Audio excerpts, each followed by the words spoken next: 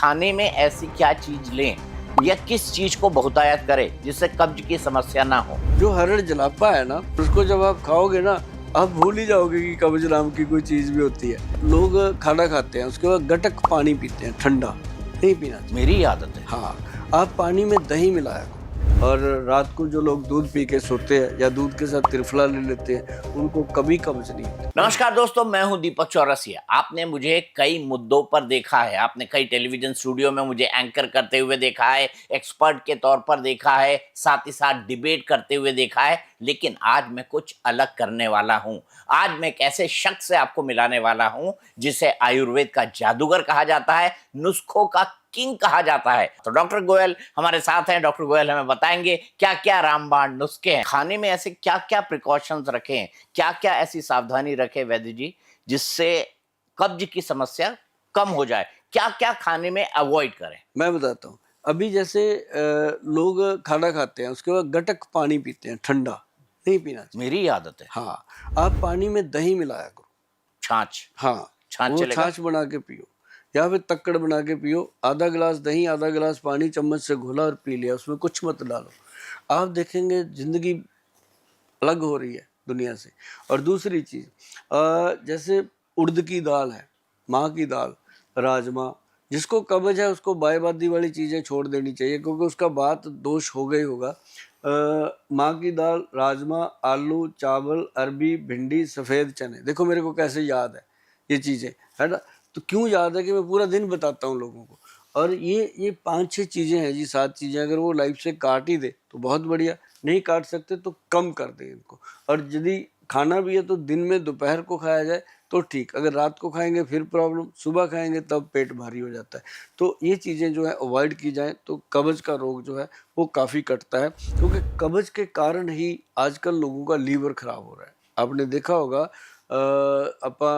कहीं भी चले जाओ जी, हर, जैसे पहले कहते हैं डायबिटीज़ हर तीसरे लोगों को हो रही है। लीवर का प्रॉब्लम, फैटी लीवर हो जाना, ओटीपीटी बढ़ जाना नॉर्मल प्रॉब्लम हो गई है। और इन चीज़ों से बचा के लिए जो हमने ये त्रिफला पाउडर बताया, ये तो है ही कमाल की चीज़ है। और क्योंकि चौरसिया जी कोई भी कुछ करना नहीं चाहता, वो कहते हैं कुछ ऐसा दे दो गोयल साहब, चमचा भर के खा लें, सुबह दिन भर का जो खाया पिया उसको साफ हो जाए। तो इसके लिए ये चीज़ बहुत बढ़िया है, त्रिफला पाउडर। ठीक है, मैं अब आपने जैसे बताया कि किन किन चीज़ों को अवॉइड करना चाहिए कब्ज को दूर करने के लिए। अब मैं आपसे ये जानना चाहता हूँ कि ये लिस्ट तो हो गई अवॉइड करने वाली, किन किन चीज़ों को खाना चाहिए हाँ, जिसके चलते, जैसे आपने खीरा का एक एग्जाम्पल दिया, लेकिन खीरा आप दिन भर तो खा नहीं सकते, नहीं खा सकते। है ना। तो हाँ, वो तो आपको सुबह सुबह हाँ, एक, हाँ। आप क्या करें और क्या खाएं जिससे आपका जो लिवर का सिस्टम है, एंजाइम्स हैं, वो प्रॉपर आ पाए। हाँ, बड़ा अच्छा है आपका सवाल। सबसे बढ़िया चीज़ है जी, जो बिना छिलके की दालें हैं, उसके ऊपर छिलका नहीं होना चाहिए। प्लेन दाल, जैसे धुली हुई मूंगी हो गई, मसरी हो गई, ये सारी दालें बहुत कमाल। चने भुने हुए, सॉरी, चने बिना छिलके की दाल, तो ये चीज़ें हो गई। और सब्जियों में आप सिर्फ हरी सब्जियां, तरकारी वाली सब्जियां खाएं। जिनको कब्ज है उनके लिए वो भर के सब्जियां बना लेते हैं, टिंडे करेले भरे हुए खाते हैं, फिर प्रॉब्लम। मसाला तेज बिल्कुल ना लें। और लेना है तो सिंपल हरी सब्जियां, जैसे लौकी है, तोरी है, घिया है, कद्दू है, या उसके अंदर वो एक बड़ी अच्छी चीज़ है बीन, जो फलियां होती हैं, वो कब्ज में बहुत फ़ायदा करती हैं और कब्ज के रोगियों को उससे बचाती हैं। और साथ में जैसे दूध पीते हैं, दूध पीना चाहिए। और रात को जो लोग दूध पी के सोते हैं या दूध के साथ त्रिफला ले लेते हैं, उनको कभी कब्ज नहीं होती। ये बड़ी बात बताई आपने। जी। अब मैं आगे बढ़ता हूँ। मैंने खाने के बारे में आपसे पूछा, मैंने पूछा क्या अवॉइड करना चाहिए, लेकिन एक बड़ी दिक्कत क्या होती है जब आदमी दिन भर काम करे, कुछ खाने का ऑप्शन ना मिले, एकदम से उसे लगी बहुत भूख। मैं इराक वॉर के अंदर गया था, सुबह से रात तक रिपोर्टिंग करता था, और वहां पे खाने में 2 पीस उबला हुआ चिकन मिलता था और एक रोटी मिलती थी $5 की। उससे ज्यादा किसी को खाना वहां पे अलाउड नहीं था। लेकिन एक्सट्रीम भूख लगती है। जब एक्सट्रीम भूख लगे उस सिचुएशन में इंसान को क्या करना चाहिए, कितना खाना चाहिए, कितना अवॉइड करना चाहिए, कितना पेट खाली रखना चाहिए, ताकि आपका पेट का इकोसिस्टम, कब्ज का इकोसिस्टम, आपके पाचन का इकोसिस्टम काम कर सके। उस समय ना चौरसिया जी, सबसे बढ़िया आपके जो दोस्त होते हैं वो होते हैं भुने हुए चने। चने के साथ गुड़, अगर आपको डायबिटीज़ नहीं है तो चना गुड़ खा सकते हैं। और उसके साथ पानी, या नरम नरम दूध पी सकते हो गर्म। तो उससे क्या होता है कि पेट की तृप्ति हो जाती है। चना जो है ना जी, वो पेट को भरने में सबसे सक्षम चीज़ होती है। जैसे हम भी गाड़ी में रखते हैं, जहाँ भी भूख लगी चने खा लो, फालतू बाजार की चीज़ ना खाओ। तो उससे क्या होता है, पेट का पोषण होता है। और मुझे याद नहीं कभी कब्ज हुई हो, ऐसी चीज़ों से कब्ज होती भी नहीं है। और वो चीज़ें जो अब जैसे मान लो खाना आपको कम मिल रहा है, कहीं पता है कि वहाँ तो मिलनी एक चपाती है भाई, 2 मिलनी है ज़्यादा से, या तीसरी चपाती पैसे दे के भी नहीं मिलनी। तो वहाँ पे आपको या तो उसी में सब्र करना पड़ता है, या फिर एक फ्रूट का जूस जो है, वो कोई भी जूस आप नेचुरल, ये नहीं डब्बे का नहीं जूस, बंद डब्बे का नहीं, प्योर मतलब फ्रूट का जूस पी सकते हो। अब जैसे लोग व्रत रखते हैं, आपने तो बहुत देखे होंगे जो मरण व्रत रख लेते हैं, तो उनको जब व्रत खुलवाया जाता है तो जूस पिला के खिलाया जाता है, ताकि उसके इंटेस्टाइन पे कोई बैड इफेक्ट ना आए। तो ये एक सबसे बेहतर चीज़ होती है। मैं एक बात और आपसे जानना चाहता हूँ, मैं पढ़ रहा था कहीं पे कि हम जूते जो पहनते हैं ना, उसको एसी शोरूम से खरीदते हैं, लेकिन खाना जो हम खाते हैं वो रेहड़ी ठेले पे सब्जियां जो बिकती हैं पूरी गंदगी के साथ, पूरी गलती से बनी हुई। इस सोच को कैसे बदलें वैद्य जी? इसको इसके लिए तो आपको कोई रिवॉल्यूशन लाना पड़ेगा। इस सोच को ही बदलना पड़ेगा जी। आदमी, ये बात आपकी बिल्कुल सत्य है, मोबाइल रखेगा लाख रुपए का, 1.5 लाख का, जब चाय पीनी है तो टपरी पे जाएगा, क्योंकि उसने पतीला धोया भी नहीं होता है ना। गन्ने का रस पिएगा तो उसकी रेडी को भी नहीं कहता कि इसको धो ले, जैसी चल रही है चल रही है। और वो रात को कहाँ जाके खड़ी कर रहा है, और कहाँ वो चीज़ें बन रही हैं, कैसे कैसे बन रही हैं। ये चीज़ बहुत इम्पॉर्टेंट है कि जो चीज़ हम मुंह में डाल रहे हैं, खासकर मुंह में, क्या बड़े बुजुर्गों ने कहा कि खाओ जो मन को अच्छा लगे, पहनो जो दुनिया को अच्छा लगे। तो जो खाना है वो मुंह में जब अपन डालते हैं, तो हमें सोचना पड़ेगा कि इसको खाने के बाद कहीं मोटी मोटी गोलियां तो नहीं खानी पड़ जाएंगी, टीके तो नहीं लगवाने पड़ जाएंगे, फूड पॉइजन तो नहीं हो जाएगी। लेकिन जब आदमी को भूख लगती है, वो सबसे पहले ये देखता है सस्ते थाली कहाँ मिलती है। कभी नहीं कहता कि अब कोई पागल थोड़ी है जो 5 स्टार में जाके चाय पीता है 500 रुपये का कप। वो अपनी जगह पे है। लेकिन जो रेडी फड़ी वाले पे पास खाना बनता है, आज आपके साथ बैठे हैं, तो बहुत ध्यान रखने की बात है। इसके लिए डिपार्टमेंट को अलर्ट होना चाहिए, ताकि उनको थोड़ा सा हाइजीनिक का। अब मैं अमृतसर गया जी, क्या बात है जी वहाँ खाने की।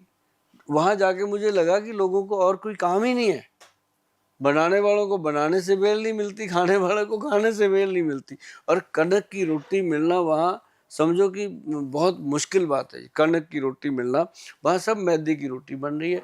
और जब हम जाते हैं जी रात को 2:30-2:30 बजे तक पेशेंट देखते हैं, इतना उनको बीमारियां लग रही हैं, लोग परवाह नहीं करते। सुबह 8 बजे बैठते हैं जी, रात को 2:30 बजे तक 4-4 डॉक्टर बैठे हैं, तब भी पेशेंट आते रहते हैं रात को 2:30 बजे तक। चौरसिया जी कह देना आसान है। और वो मतलब लोगों को प्रॉब्लम इतनी है कब्ज की, पेट गैस की, और ये सारी चीज़ें मैदे से। अभी बातों में बात आई है कि मैदे का भोजन तो करना ही नहीं चाहिए। बड़े चटकारे ले लेके लोग नान खाते हैं। नान, हाँ, चूर चूर नान, हाँ, मैदे की हाँ, रोटियां, हाँ, बड़े बड़े होटल्स मैदे की रोटी आपको सर्व करते हैं, आपको नॉर्मल रोटी मिलती ही नहीं है। और मैदा आपके शुगर लेवल से लेके हर चीज को बिल्कुल रॉकेट की तरह बढ़ाता बढ़ाता है है ना जी, वैद साहब? हाँ। और पेट ऐसे फूल जाता है जी, बंदा परवाह ही नहीं करता, खाई जा रहा है। और जबकि सबसे बेहतर रोटी है कणक की रोटी, उसको किसी भी रूप में ले लो। मिस्सी रोटी भी चल सकती है, जैसे अब कह देते हैं कि उसमें मिस्सी रोटी भी वो नहीं जो अपने होटलों में सर्व होती है, वो तो एक अलग चीज़ है। लेकिन जो अपन मल्टी ग्रेन लेकर के उसको बनाते हैं, तो वो बहुत बेहतर चीज़ें हैं। अच्छा, एक बात और बताते हैं आपको कि जिन लोगों को बहुत ज़्यादा पेट और गैस की प्रॉब्लम रहती है, वो चोकर वाला आटा खाएं, छाने ना उसको, बिना छने उसकी रोटी बना के खाएं। और एक ज्यादा फाइबर होगा उससे। हाँ, फाइबर ज़्यादा होगा। और सलाद जरूर खाएं सुबह सुबह 3-4 चीज़ों का, तो ये फाइबर से ही पेट साफ हो जाता है। मेरे पास बहुत पेशेंट आते हैं जैसे, जो कहते हैं गुल साहब हमने अपने कब्ज को अपने आप कंट्रोल में रखा हुआ है।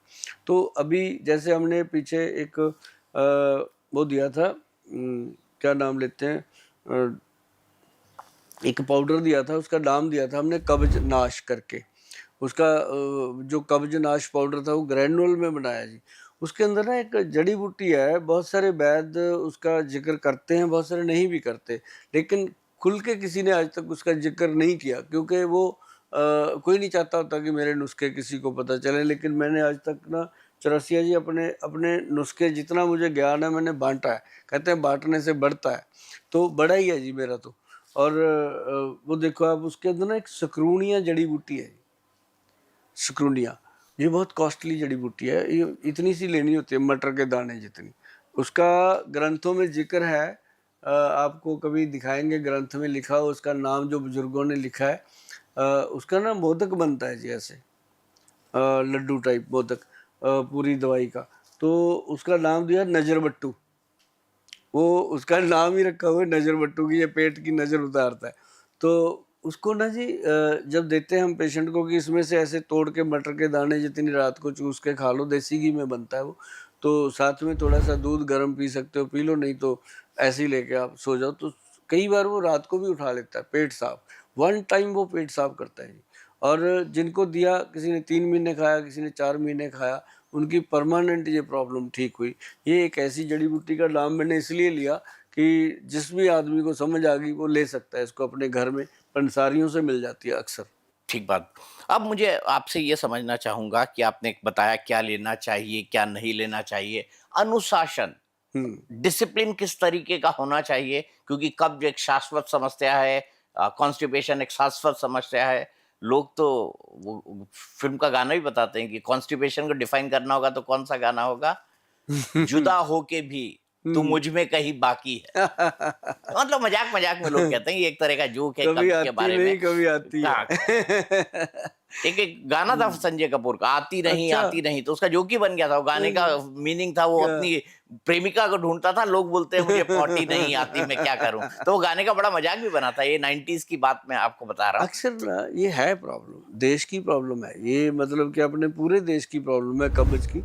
इसके ऊपर हमने कितना ही लोगों को प्रचार किया है, बहुत लोग लग गए हैं खीरा खूरा खा के, सैलड खा के सुबह सुबह सेट हो रहे हैं। और इसका ना एक डिसिप्लिन की जो बात आपने करी है, इसके अंदर एक योगा का बड़ा योगदान है। योग आसन है जी एक, जिसको हम कहते हैं कपालभाति, और एक है अनुलोम विलोम और हवा भरना। मतलब मैं कहता हूँ लोगों को कि पानी को खाना सीख लो, हवा को पीना सीख लो, और जिसने हवा को पीना सीख लिया, अनुलोम विलोम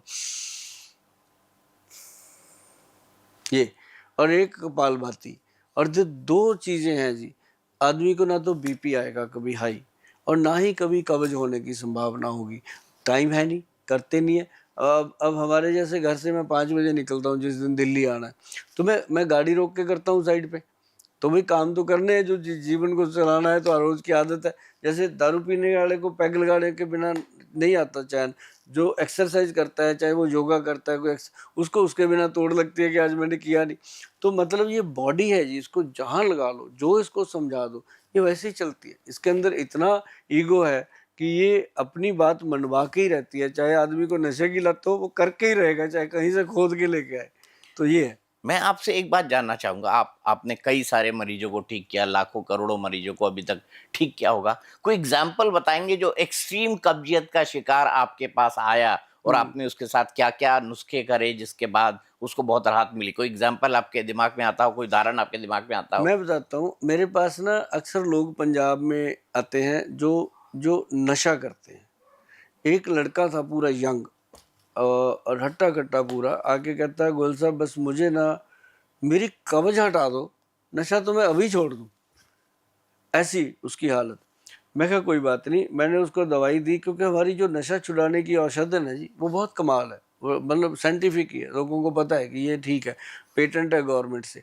तो जो जब ना जी उसको मैंने दवाई दे के भेज दिया, वो तो 6 दिन हो गया परेशान, उसकी तो कब्ज ही ना खुले।